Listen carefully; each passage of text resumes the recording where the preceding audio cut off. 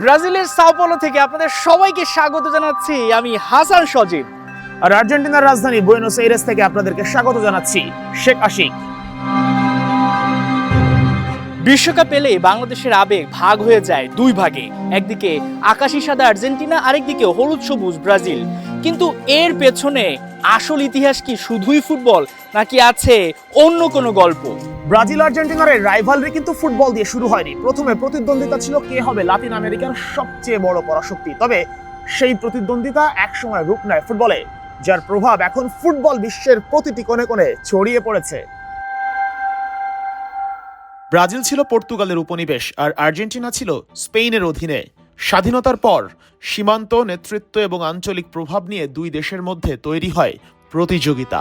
দুই দেশের এই ঐতিহাসিক প্রতিযোগিতার বড় উদাহরণ উরুগুয়ে অঞ্চলকে ঘিরে সংঘাত। 1825 থেকে 1828 সালের সিসপ্ল্যাটিন ওয়ারের পর উরুগুয়ে আলাদা রাষ্ট্র হিসেবে প্রতিষ্ঠিত হয়। তবে ব্রাজিল ও আর্জেন্টিনার মধ্যে সাউথ আমেরিকার নেতৃত্বের লড়াই থেকেই যায়, আর সময়ের সঙ্গে প্রতিদ্বন্দ্বিতার নতুন মঞ্চ হয়ে ওঠে ফুটবল।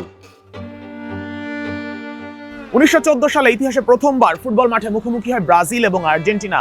সেই ম্যাচে ব্রাজিলকে 3-0 গোলে হারায় আলবিস সেলেস্তেরা।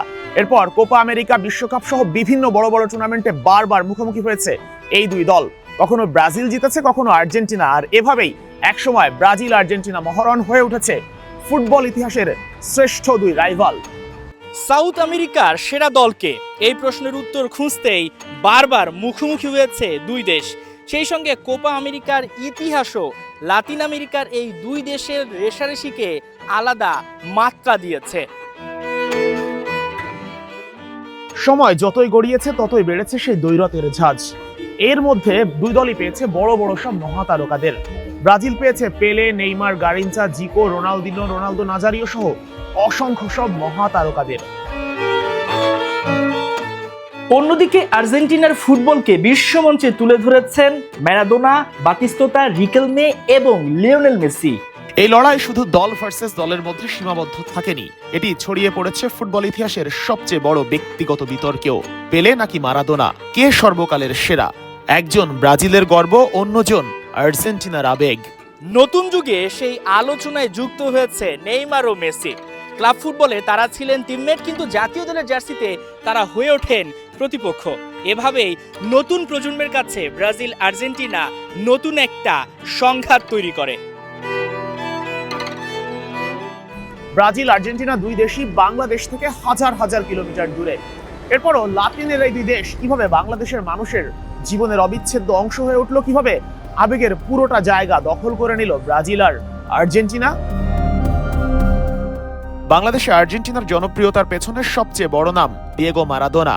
1986 বিশ্বকাপে মারাদোনার অসাধারণ পারফরমেন্স তাকে বাংলাদেশের মানুষের কাছে জনপ্রিয় করে তোলে। বাংলাদেশে ব্রাজিল আর্জেন্টিনার জনপ্রিয়তা মূলত তৈরি হয়েছে বিশ্বকাপের মাধ্যমে। 1980 ও 1990 এর দশকে ইউরোপের ক্লাব ফুটবল দেখার সুযোগ ছিল সীমিত। তখন বিশ্বকাপই ছিল ফুটবল দেখার সবচেয়ে বড় উৎসব। এরপর সময়ের সাথে বাংলাদেশেও তৈরি হয় দুই দলের আলাদা সমর্থক গোষ্ঠী, কেউ ব্রাজিল, কেউ আর্জেন্টিনা। আর সোশ্যাল মিডিয়ার যুগে এই পাল্লা চলে এসেছে মাঠ থেকে মোবাইল স্ক্রিনে। অন্যদিকে ব্রাজিলের জনপ্রিয়তার পেছনে ছিল পেলে এবং ব্রাজিলের নান্দনিক সাম্বা ফুটবল। 1970 বিশ্বকাপে পেলের নেতৃত্বে ব্রাজিলের বিশ্বকাপ জয় তাদের জনপ্রিয়তা আরো বাড়িয়ে দেয়। তবে দর্শকদের মধ্যে যতই উত্তেজনা থাকুক, খেলোয়াড়দের মধ্যে সম্পর্কে কোনো বিভেদ দেখা যায় না। মেসি নেইমারের বন্ধুত্ব তার বড় উদাহরণ, কারণ ফুটবলের সৌন্দর্য এখানেই, মাঠে প্রতিদ্বন্দ্বিতা, মাঠের বাইরে সম্মান। ব্রাজিল ও আর্জেন্টিনার এই গল্প শুধু ফুটবলের নয়, এটি ইতিহাস, সংস্কৃতি আর কোটি মানুষের আবেগের গল্প। Sheikh Ashik, 71। Hasan Sajib, 71। Buenos Aires, Argentina. Sao Paulo, Brazil.